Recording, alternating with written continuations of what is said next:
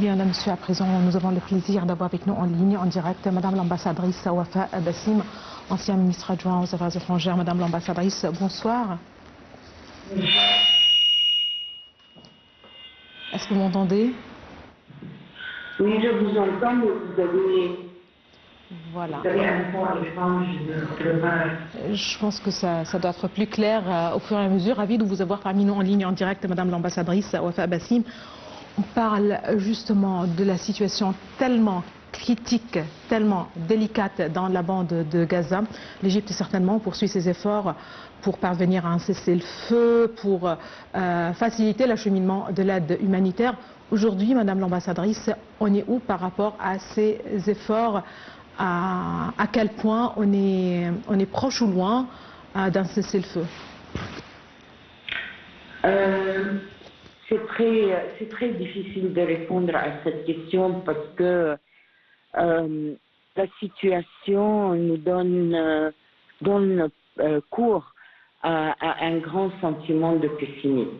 Je regrette de le dire, mais malgré tous les efforts égyptiens, tous les efforts concertés avec les partenaires, que ce soit les partenaires régionaux, que ce soit les partenaires internationaux, que ce soit les organisations onusiennes ou les programmes de secours différents, je crois que la situation est devenue au-delà de toute description que vous pouvez donner. Vous avez parlé de gravité, vous avez parlé à quel point c'est une situation délicate. Moi, je trouve qu'on est même allé au-delà des situations désastreuses.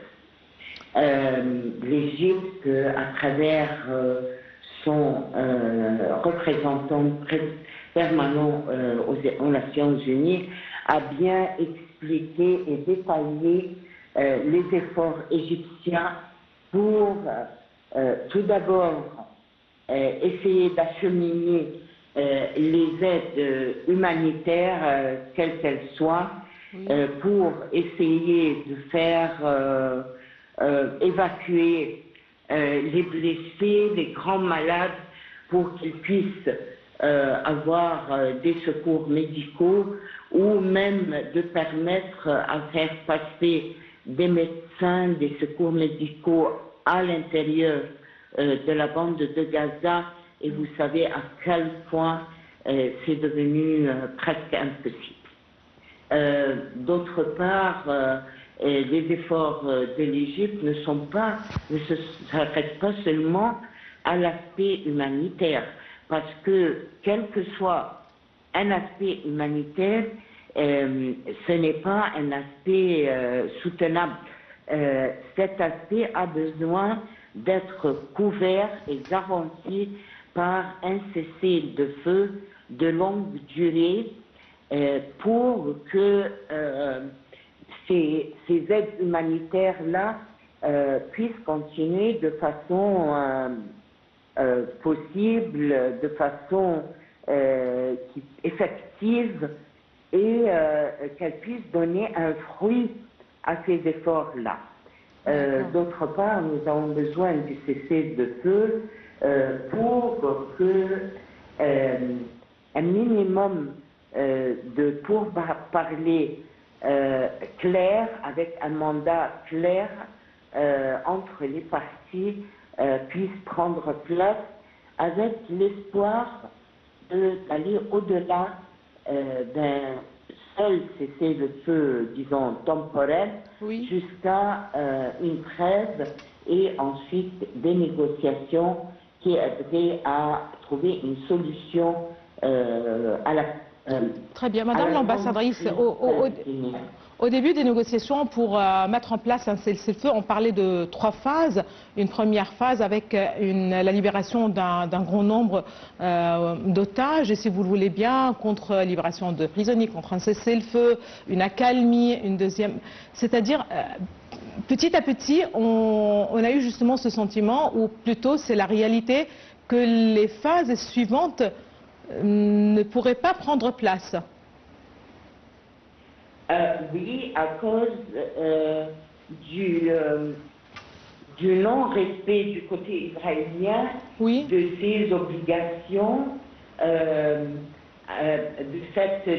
de ces 3 phases-là qui ont été assidûment négociées par les médiateurs, l'Égypte, le Qatar, et les États-Unis. avec l'assistance des États-Unis. Nous avons vu qu'une phase a été complète et puis la partie israélienne a commencé à marchander tout d'abord sur est-ce qu'on commence ou non une deuxième phase, tout en continuant à attaquer Gaza et les civiliens qui vivent là-bas, qui continuent à vivre très difficilement.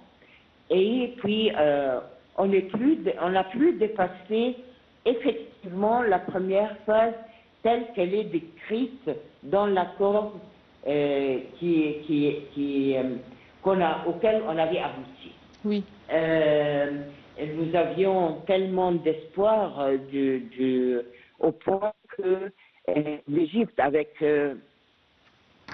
toutes les rumeurs, toutes les idées qui étaient mises sur la table pour la reconstruction de Gaza, l'Égypte avait proposé un grand plan de reconstruction de Gaza, tout en ne permettant pas aux habitants de quitter leur maison, leur ville, leur vie. Donc la reconstruction pouvait prendre place. Selon le plan égyptien, pouvait être effectuée avec la présence des habitants de Gaza, et comme ça, on pouvait garantir la survie du cas palestinien et qu'il ne soit pas perdu de ci, de là, avec la sortie, le déplacement, le déplacement forcé des Palestiniens de Gaza en dehors de leur territoire. D'autre part, nous voyons que les combats, que les pratiques israéliennes se sont propagées jusqu'à la Cisjordanie aussi, où récemment, vous l'avez vu, un simple convoi diplomatique qui allait visiter le camp de Jénine a été attaqué par les Israéliens sous des excuses fétiles auxquelles on ne comprend rien. D'autre part, malgré cela, et malgré ce climat de pessimisme dont j'ai parlé, l'Égypte tient à retenir fort. Nous participons aux pourparlers qui sont en train de préparer la grande conférence sous le patronage de l'Arabie saoudite et la France, qui devrait se tenir en juin aux Nations Unies, sur avec les amis de la solution des 2 États. Nous, en Égypte, nous continuons à préparer, à explorer aussi la voie pour tenir une conférence en Égypte pour la reconstruction de Gaza. Donc, les efforts diplomatiques continuent malgré l'escalation israélienne sur Gaza, et qui est passée d'attaques de temps à autre à une invasion terrestre, comme nous l'avons vu dans les derniers jours. Très bien, donc il ne nous reste peut-être que d'avoir de l'espoir quant à une, je ne sais pas, percée, si vous voulez bien, avoir les résultats de cette conférence prévue des amis de cette solution de 2 États, bien qu'on...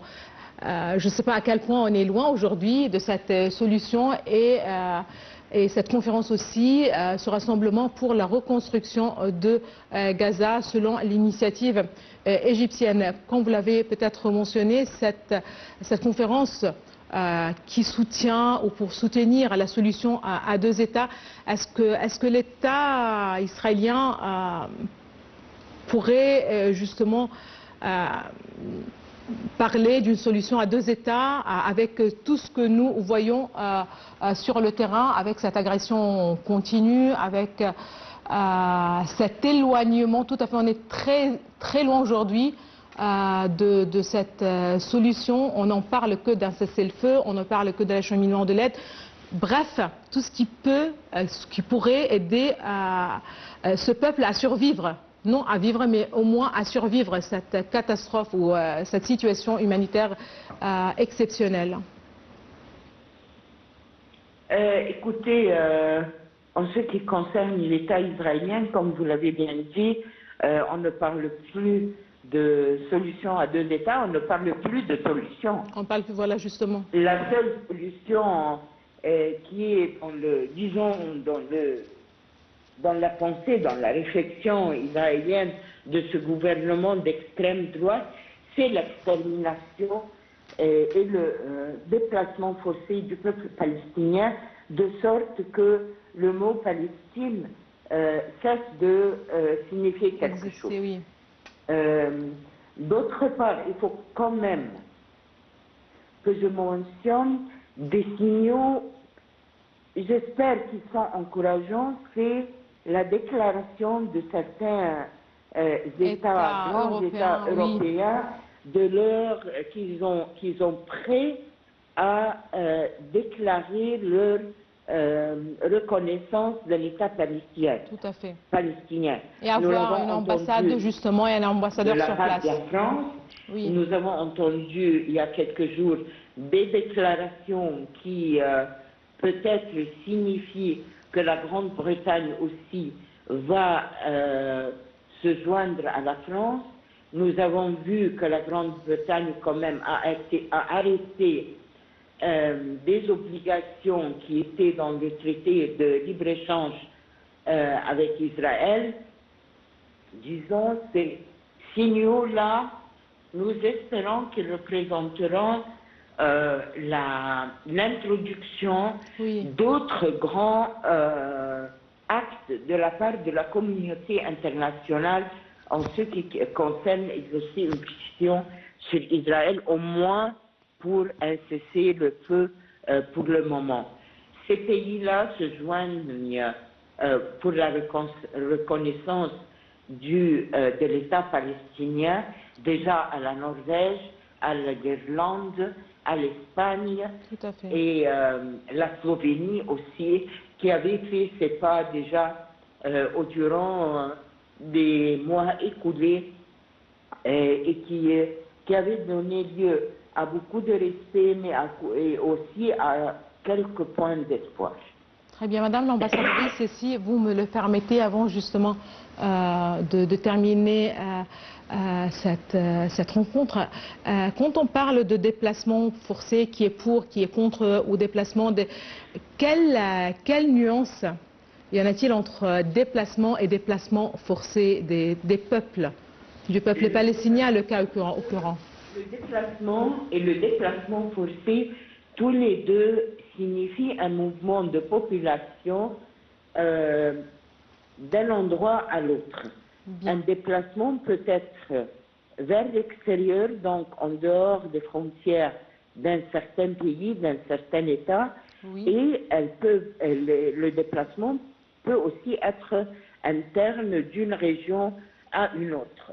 Les déplacements peuvent être, disons, volontaires à cause de questions politiques, problèmes économiques, problèmes climatiques, désertification, oui. Inondations, pandémie, ce que vous voulez, ou bien forcés à cause aussi de raisons politiques, d'extermination, de risques de génocide, où les populations ne veulent pas quitter leur territoire, leur domaine, leur communauté, mais ils sont forcés par une force externe, que ce soit une force naturelle ou bien une force de destruction, une force politique, une guerre, une confrontation, un conflit interne. Ils sont obligés à quitter, ils sont repoussés vers l'extérieur. Voilà la différence entre les deux genres de déplacement. Ce que nous voyons, les attentats que nous voyons maintenant en ce qui concerne le peuple palestinien, ce sont des attentats, des plans de déplacement forcé en dehors du territoire de Gaza.